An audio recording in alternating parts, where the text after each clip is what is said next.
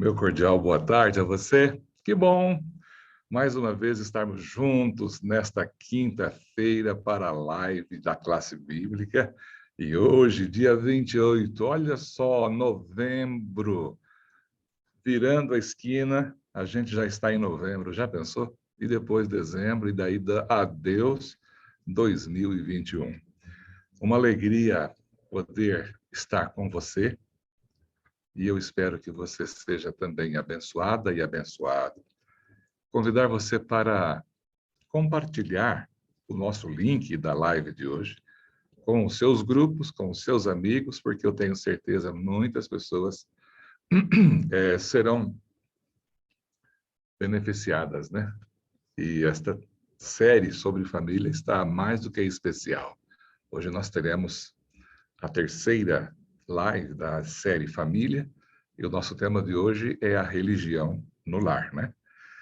E aproveitar, deixa o seu like, ou gostei ou não gostei. E se você ainda não está inscrito no canal, inscreva-se, porque cada vez que houver a transmissão de algum programa, o YouTube dispara para o seu endereço eletrônico uma notificação dizendo para você que tem pão quente saindo do forno, tá bom? Então, seja bem-vinda, bem-vindo. Eu quero, nesse momento, aproveitar a oportunidade. Ontem eu recebi uma ligação de um amigo meu que mora em Washington. O nome dele é Walter. Walter, ele é um grande amigo já desde a década de 80. Walter tem 2 filhos, os 2 já são casados, e o Júlio, que é o filho mais novo, tem 2 garotas, a Júlia, a primeira filha, e a Heloísa, a segunda filha, com 8 anos agora. E ontem ele deu-me a notícia triste, né, de preocupação e tudo, que a menorzinha, de 8 anos, foi diagnosticada com uma espécie de uma massa que está alojada aqui na parte posterior do crânio, aqui assim, do lado esquerdo. E nesta sexta-feira, portanto, dia 29, amanhã, 29 de outubro, às 7h30 da manhã, no Children's Hospital, em Washington, ela será submetida a uma cirurgia. E eu hoje falei com o pai, falei com ela também, fiz uma chamada de vídeo, é muito queridinha, e eu queria pedir a você, em suas orações, em suas preces, você pode colocar a pequena Heloísa, a mamãe dela chama-se Talita, papai chama-se Júlio, tá bom? Eu tive o privilégio de fazer o casamento deles lá em Washington, em 2006, foi um bom tempinho já. Então, neste momento, eu quero convidar você para orarmos e depois entraremos direto na temática desta quinta-feira, dia 28 de outubro. Ontem eu completei 38 anos de casamento e 44 anos de namoro, né? Relacionamento. E até publiquei no Facebook, se você olhar lá no meu Facebook, você vai ver algumas fotografias bonitas, né? Não que a pessoa é bonita, mas a foto ficou muito bonita. Aliás, a minha esposa é linda e ficou linda a foto. Podemos orar juntos? Vamos orar. Deus de amor e bondade, muito obrigado, Senhor, pela direção que o Senhor dá à nossa vida. Estamos diante de Ti, na companhia de pessoas queridas, espalhadas por diversos lugares neste país e até fora daqui.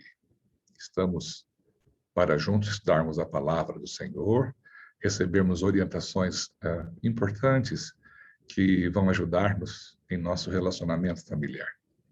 E porque estamos falando de família também, eu quero pedir neste momento pelo casal, pela Talita e também pelo Júlio. O Senhor uniu este casal, deu a eles 2 filhas queridas, a Júlia e a Heloísa, agora com 8 anos. Ontem, como o Senhor acompanha tudo aquilo que nós fazemos, recebi a ligação do vovô, do irmão Walter.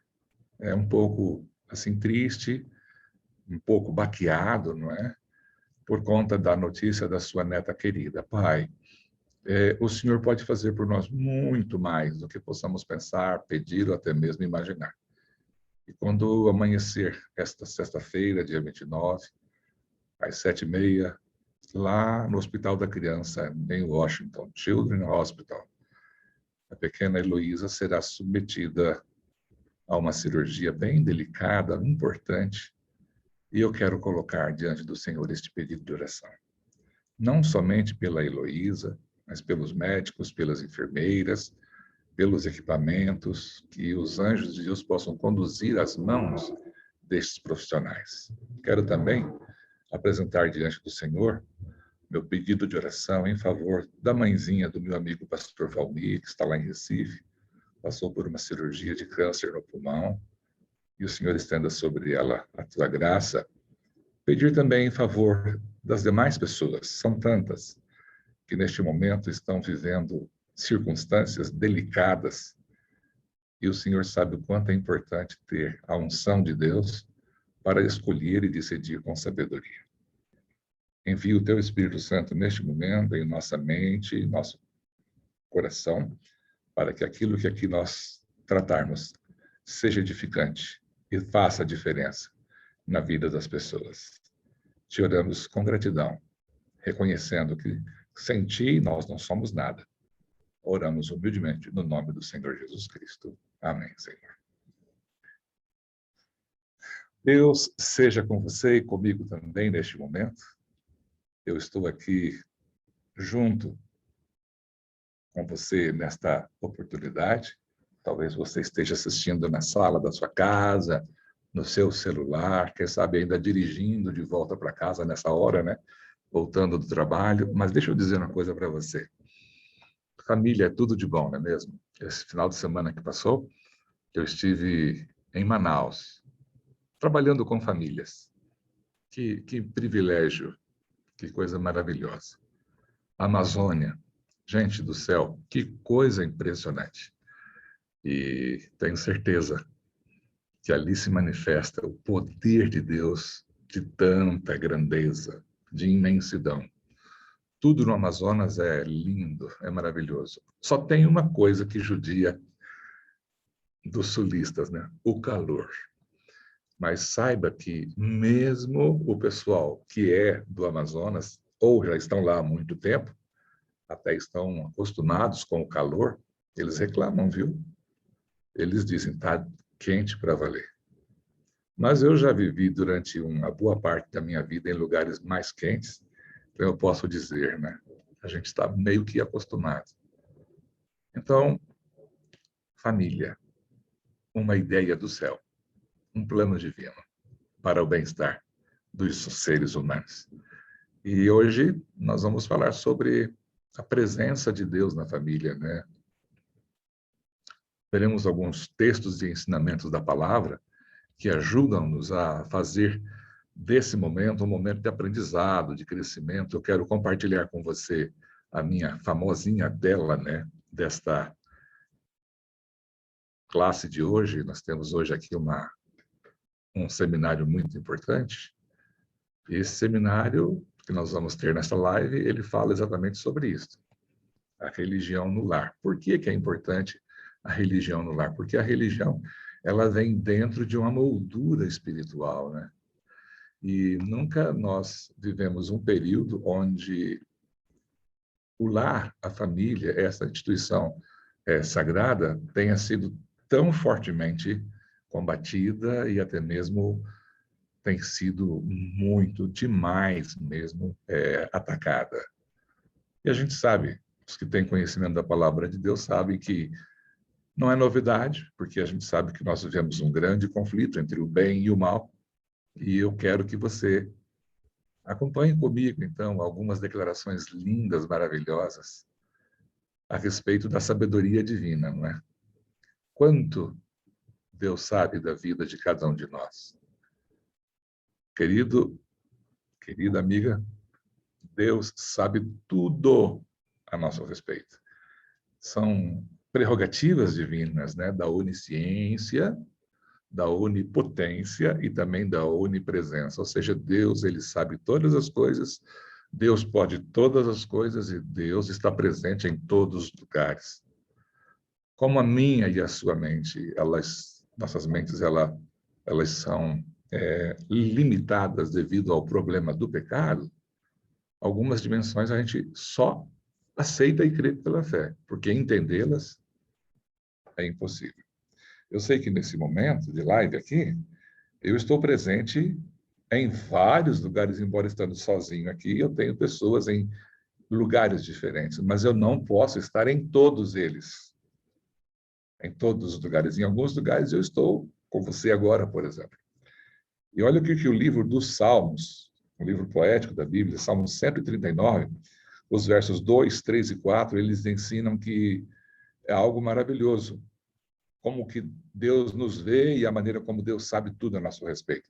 Olha para isso, diz assim: sabes quando me assento e quando me levanto. De longe penetras os meus pensamentos. Esquadrinhas o meu andar e o meu deitar. E conheces, né, todos os meus caminhos. E ainda, olha isso, a palavra não chegou à minha língua, e tu, Senhor, já a conheces toda. Ou seja, Deus é um Deus sábio. Sábio demais para errar. Deus não erra. Ah, mas não. Deixa eu dizer para você. Por mais que você pense que Deus erra, Deus não erra. Porque Deus é Deus. Então, às vezes, você vai passar por uma circunstância e você fala assim, não é possível que Deus esteja conduzindo. Eu digo para você, é possível sim. Porque é Ele quem conduz os nossos passos. Eu gosto de um pensamento de Ellen White, que ela diz assim, vou usar as minhas próprias palavras, mas o contexto é esse. As palavras dela dizem exatamente isso. Se você ou eu, se nós pudéssemos ver o fim desde o princípio, nós jamais faríamos escolhas diferentes daquelas pelas quais Deus conduziu a nossa vida, porque Deus sabe o fim. Ele sabe o início, o meio e o fim, e Ele está ali para quê? Para nos ajudar, nos apoiar, nos encorajar. Louvado seja Deus por isso, não é? Olha aqui, existe uma compreensão de medo e, às vezes, uma compreensão de temor. Aqui nós encontramos um texto de Salmo 111, no verso 10, e a pergunta que nós temos é: que é ou qual é o princípio da sabedoria, né? E aqui tem uma frase bíblica, poética, Salmo 111, verso 10, diz o seguinte: o temor do Senhor é o princípio da sabedoria. Revelam prudência todos os que o praticam. Praticam o quê? O temor do Senhor.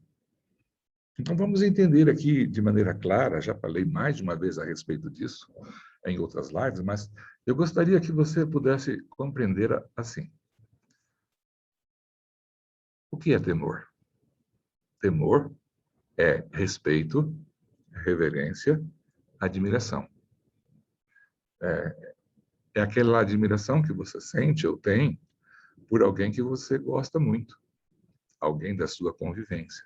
Poderá ser o seu marido, a sua esposa, poderá ser um filho, poderá ser a filha, poderá ser o pai, poderá ser a mãe, poderá ser um professor, poderá ser um personagem da história, um personagem bíblico que você tem por aquela pessoa uma tremenda admiração.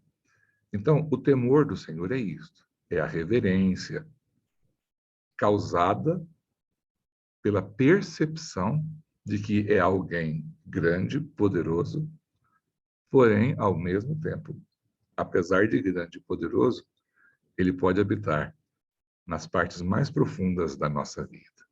Então, isto deve ser praticado por pessoas que são prudentes, pessoas que procuram levar as coisas dentro de uma moldura de vida prática.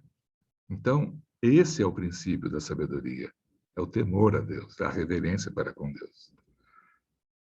Por mais que a gente, às vezes, imagine Deus bonzinho, misericordioso, a Bíblia diz que Deus é amor e tudo mais, é importante a gente levar em conta o seguinte, que haverá um momento em que essa bondade, essa graça divina, essa misericórdia, essa compaixão de Deus terá o seu limite.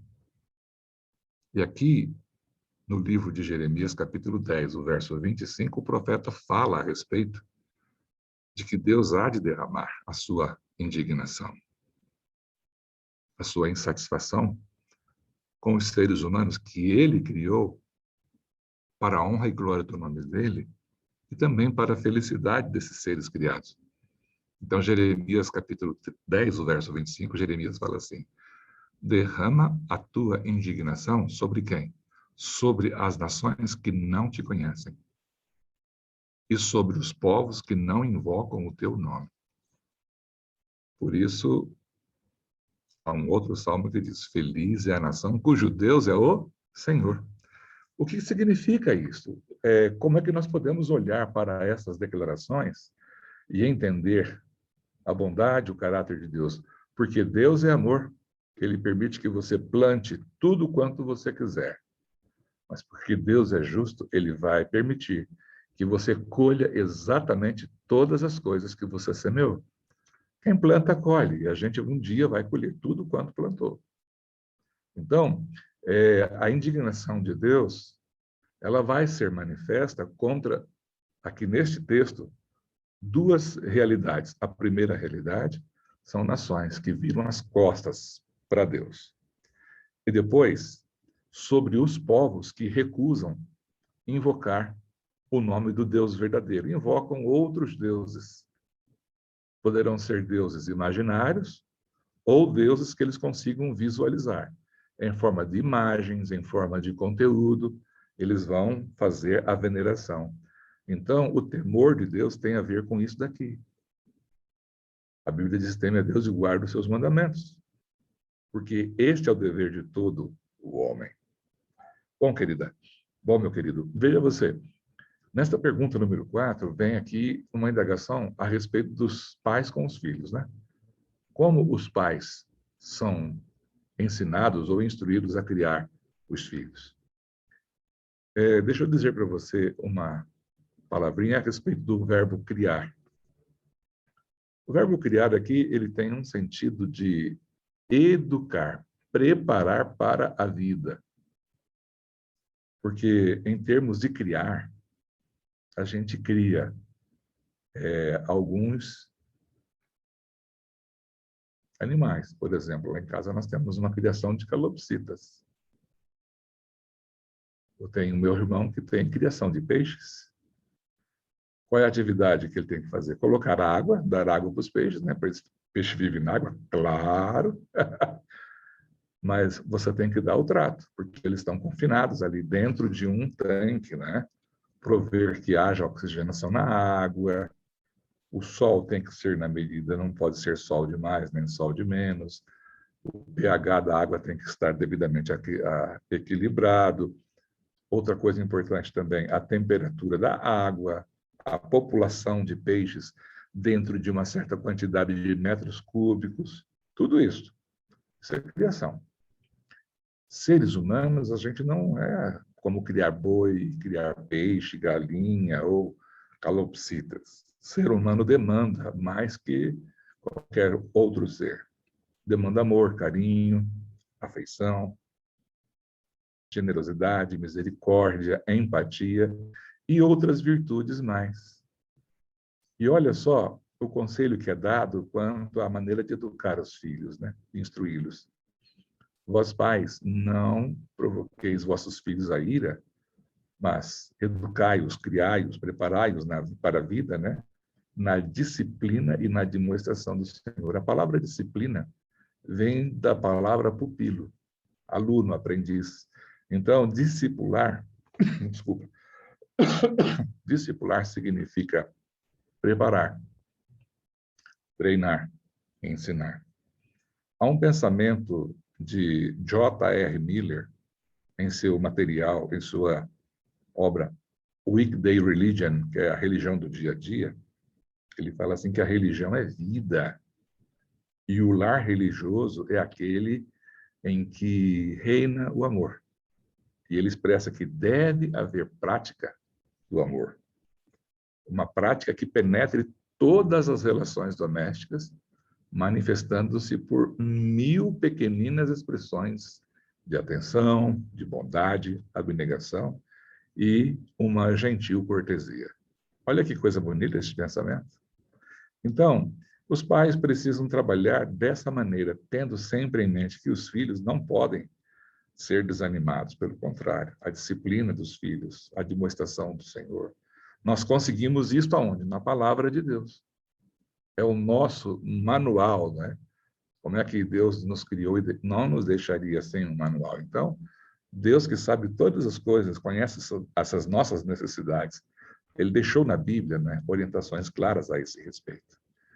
Nesta quinta pergunta desta live de hoje, vem assim: com que fidelidade os pais devem ensinar aos filhos a palavra de Deus? E a resposta está no Velho Testamento, quando o Senhor Deus deu a Moisés as orientações a respeito de como deveria ser o estilo de vida de uma nação toda, com 12 segmentos de tribos. Então Deus falou, olha, e naquele tempo existia o que é chamada de tradição oral, onde os pais falavam para os filhos, aí esses filhos cresciam ouvindo aquilo, como nós vamos ler agora, e depois eles eram instruídos a repassar o que eles haviam aprendido para os seus próprios filhos. Então, os filhos dos filhos, ou seja, eram os netos, depois bisnetos, tetranetos, e assim, por isso chegou até nós coisas lindas e maravilhosas. Aí, então, o Senhor Deus fala assim, estas palavras que hoje te ordeno estarão onde? No teu coração, ou seja, na tua mente. Então, Deus está dizendo o seguinte, tu as inculcarás a teus filhos.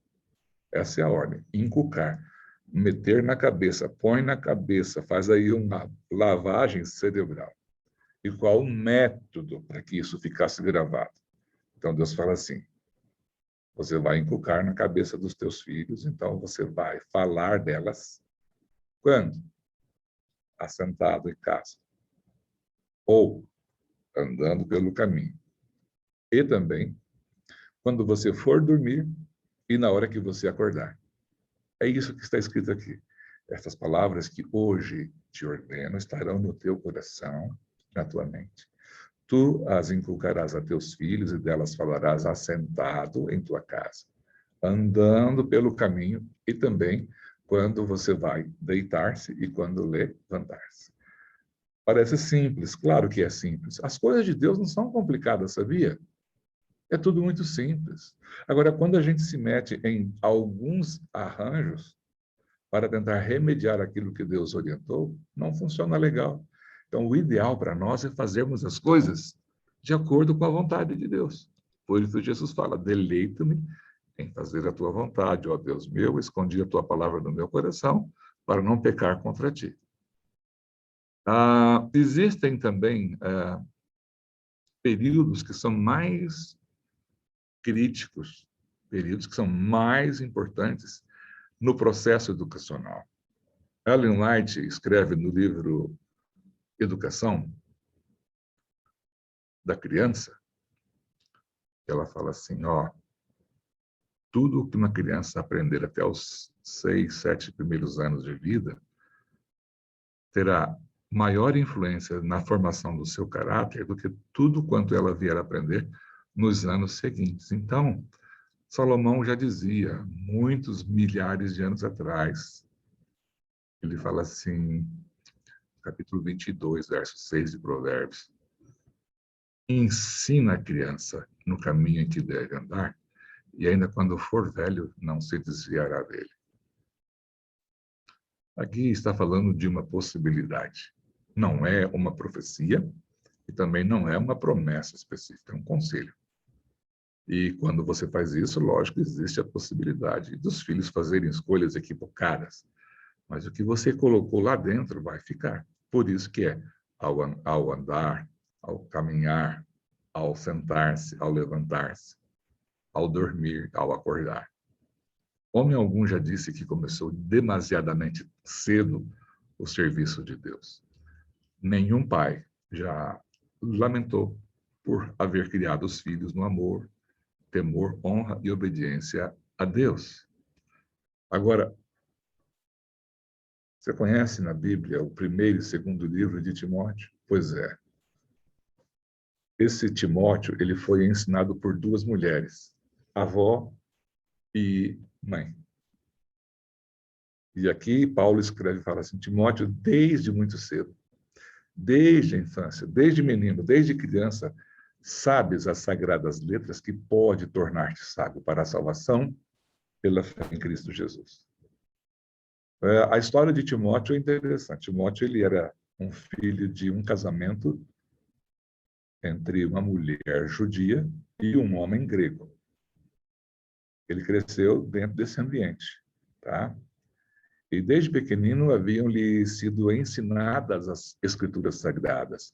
A mãe e a avó tinham fé na palavra de Deus e desde cedo ele fora ensinado e nele fora implantado a palavra de Deus mediante a instrução fiel das coisas pertinentes ao reino de Deus. Nunca é cedo demais. Então, esta piedade que ele foi testemunhando neste lar exerceu a influência modeladora em sua vida. E isso, com o conhecimento que possuía das Escrituras, habilitou Timóteo, mais tarde, a assumir posição de responsabilidade e a prestar serviços fiéis na causa de Deus, na causa de Cristo. As suas instrutoras lá em casa, no lar, cooperaram com Deus em prepará-lo para a vida de utilidade.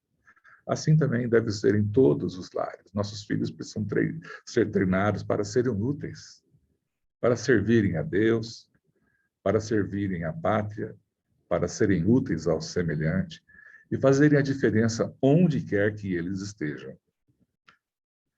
Lembra de Abraão, pai da fé?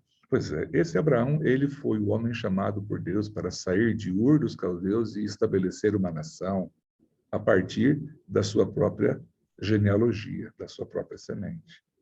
E por que foi que Deus confiou em Abraão? Deixando a ele depósitos sagrados, né?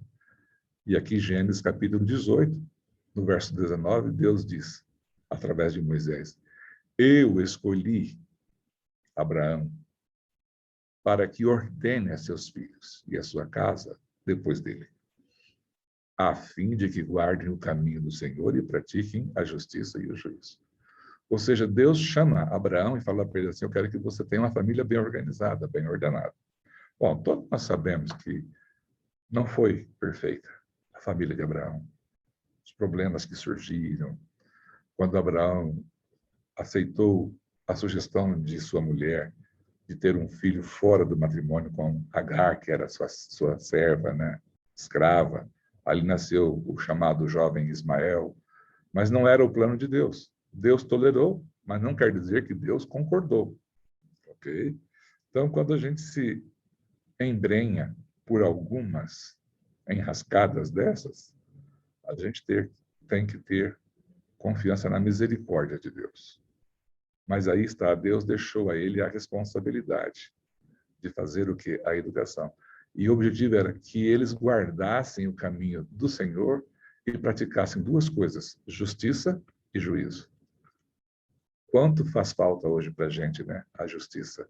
E também um juizado que seja coerente, equilibrado e que faça justiça de verdade, né? Bom, a pergunta número 9 da nossa live desta quinta-feira, dia 28 de outubro, diz assim, aonde quer que fosse, qual era o costume de Abraão? Abraão era um sacerdote de Deus, né? A palavra diz em Gênesis capítulo 13, os versos 4, depois também o verso 21 e 33, assim, ali edificou um altar ao Senhor e invocou o nome do Senhor. Nós temos aqui a semente do que nós chamamos de culto familiar. Ellen White diz assim, de muita importância é a maneira de se realizar o culto de família. Convém tornar o culto familiar tão aprazível que seja antecipado com alegria, mesmo pelas crianças menores. Deve ser um momento feliz, né? Muitas vezes este culto é tornado tedioso, cansativo, monótono e até mesmo enfadonho. Então, tornar o culto familiar pesado ou cansativo é uma traição à religião verdadeira. Alguns minutos de preparo diário para o culto familiar servirão para fazer o culto familiar como deve ser, o mais agradável e também atrativo acontecimento do dia. Eu falei que era Ellen White, mas esse aqui ainda é Miller, né? A religião do dia a dia. Mas daqui a pouco vem o pensamento, finalizando a nossa live de hoje, a respeito do que Ellen White fala sobre a importância do culto familiar na formação e na educação de nossos filhos, tá bom? A 10ª pergunta e última pergunta de nossa live de hoje é esta: quais instruções ou que instruções sugerem que devemos dar graças pelo alimento de cada dia? A palavra de Deus nos ensina. Paulo fala assim, queridos, em tudo dai graças. Que essa é a vontade de Deus em Cristo Jesus para convosco. 1 Tessalonicenses, capítulo 5, verso 18. Note você que aqui temos um texto que diz assim, em regra, os filhos refletem a vida e os princípios manifestados pelos pais. A fruta nunca cai longe do pé. Então, a razão de tantas crianças serem irreverentes, irreligiosas e desobedientes na atualidade é o exemplo de seus pais. Está o pai, está o filho, né? Então, veja você, se os pais quiserem ver uma transformação no estado das coisas, esses pais precisam, eles mesmos, reformarem-se, ou seja, mudar de atitude. Precisam introduzir Deus no lar e fazer da palavra de Deus o seu guia e conselheiro. Cumpre-lhes ensinar os filhos a temer a Deus e a fazer a vontade de Deus e ver que sua palavra é a voz divina a eles dirigida, devendo ser implicitamente obedecida. E o que nós temos hoje? Nós temos hoje uma onda em nosso mundo e também no Brasil, né? De menosprezar tudo aquilo que esteja relacionado com Deus. Deixa eu falar para você. Estamos vivendo nos dias importantes da história da humanidade. E nós não precisamos e nem deveríamos estar sendo regidos por esses conceitos e ideias e também por essas ideologias que estão tão politizadas. No livro Patriarcas e Profetas, na página 144, diz assim, em muitos lares, a oração é negligenciada. Se houve um tempo em que cada casa deve ser uma casa de oração, é hoje. Pais e mães devem muitas vezes erguer a Deus em humilde súplica por si e por seus filhos. Erguer as suas vozes. Que o pai, como sacerdote da casa, deponha sobre o altar de Deus o sacrifício da manhã e da tarde. Olha que lindo isso. E enquanto a esposa e os filhos se unem em oração e louvor. Em uma casa assim, Jesus gostará de demorar-se. Deixa eu dizer para você, na próxima live, da próxima quinta-feira, o nosso tema vai ser esse, a honra devida aos pais, né? Então, por que é importante nós termos a religião no lar? Porque hoje a moda é banir religião, não dar aos filhos o rumo a ser seguido. Um lar sem religião, ele não é um lar completo. Ele pode ser até bom, mas não é o lar que Deus idealizou para os seus filhos e filhas. E eu quero, nesta hora, dizer a você, como é que se faz um culto familiar? O culto familiar é simples. Você canta um hino, você faz a oração, você faz a leitura. Deixa eu apresentar para você esse aplicativo aqui que chama 7Me, tá vendo? Ó, quando você clica nele, deixa eu só tirar aqui o meu modo avião, porque no modo avião, com certeza, não vai funcionar, ok? Então, quando você abre aqui o 7Me, ele abre para você uma opção, onde você clica aqui nesse íconezinho aqui embaixo, olha, tá vendo? E aqui, quando você clica aqui, abre essa janela, e aqui você tem a leitura diária da Bíblia, ó. Tá vendo? Reavivados? Nesse íconezinho aqui, você clica, vai abrir para você a Bíblia. Então, aqui você tem a leitura do texto bíblico. Clica aqui em... Opa, desculpa, eu cliquei errado, perdão. É aqui, ó, texto bíblico, Tessalonicenses, ó. Tá vendo? Aparece aí, 1 Tessalonicenses. Aí você já pode começar a fazer a sua leitura. Quando você termina de ler hoje o capítulo, o livro tem 10 capítulos, né? 10 textos, 10 versículos. Aí, se você quiser estudar a lição da escola sabatina, você clica, aqui, lição da Escola Sabatina, aparece para você a lição da semana, aí você vem um pouquinho mais abaixo e vai aqui, ó, ler a lição, tá vendo? Ler a lição. Aí quando você clica em cima de ler a lição, o que acontece? Abre a lição para o dia de hoje, religião pura diante de Deus. Então, quando você vem aqui, você roda um pouquinho mais aqui, e aqui na parte de baixo você tem um ícone onde você clica o seu dedo aqui. Clicou aqui, o que acontece? Deixa eu colocar o som. Olha só. Quinta, 28 de outubro. Verso para memorizar. Portanto, amem os estrangeiros, porque vocês foram estrangeiros na terra do Egito. Deuteronômio 10:19.